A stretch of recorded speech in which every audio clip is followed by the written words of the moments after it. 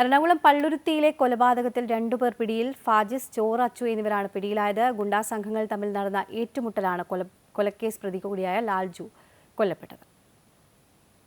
ഇന്നലെ രാത്രി 8 മണിയോടെ പള്ളുരുത്തി കച്ചേരിപ്പടി റോഡിലാണ് കൊലപാതകം നടന്നത്.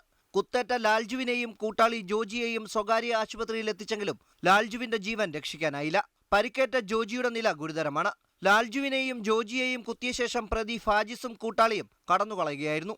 തുടർന്ന് പള്ളുരുത്തി പോലീസ് നടത്തിയ അന്വേഷണത്തിൽ ബന്ധുവീട്ടിൽ നിന്നാണ് ഫാജിസിനെയും കൂട്ടാളിയെയും പിടികൂടിയത്.